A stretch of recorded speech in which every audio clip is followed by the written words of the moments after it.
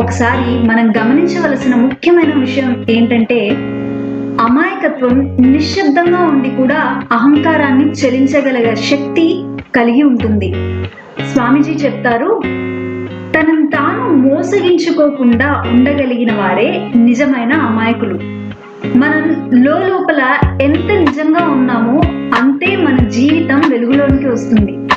మనం ప్రపంచానికి కనిపించే రూపానికన్నా లోపల గల అమాయకత ఎక్కువ బలం కలిగి ఉంటుంది. ఇది మన జీవితాన్నే మార్చేస్తుంది, మన చర్యలను పరిమళింపజేస్తుంది. మన హృదయపు మౌనం అనేది అదే పరిపక్వమైన అమాయకతకు అక్షర రూపాన్ని ఇస్తుంది. మనం ఎప్పుడైతే జీవితాన్ని పూర్తిగా విశ్లేషణతో చూస్తామో అప్పుడు హృదయం మూతపడిపోతుంది. స్వామీజీ ఏం చెప్తారంటే, జ్ఞానాన్ని దాటిపోయి జీవించగలిగినప్పుడే అమాయకత అనుభవంలోనికి వస్తుంది. అది మూర్ఖత్వం కాదు, ఇది ఒక ఉత్తమమైన జ్ఞాన స్థితి. మనం అన్నింటినీ మెజర్ చేయాలి, అంచనా వేయాలి అనే మానసిక అలవాటు హృదయానికి తలుపులు వేస్తుంది.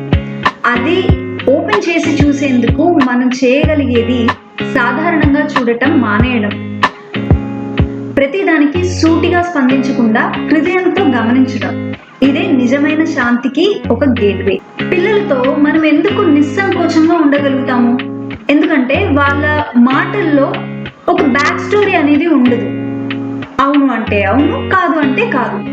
స్వామీజీ ఒక విషయం చాలా స్పష్టంగా చెప్తారు, నిజాయితీతో కూడిన అమాయకత్వం మనిషిని దేవతా స్థితికి తీసుకెళ్తుంది.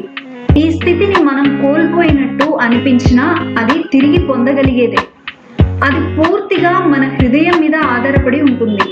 మళ్ళీ నమ్మకం, నిష్కపటత, శుద్ధత వంటి విలువలు మన అభ్యాసంలోనికి తీసుకువస్తే మనం శాశ్వతమైన సంతోషాన్ని అనుభవించగలుగుతాం. అమాయకత అనేది లక్షణం కాదు, అది ఒక జీవిత ధర్మం.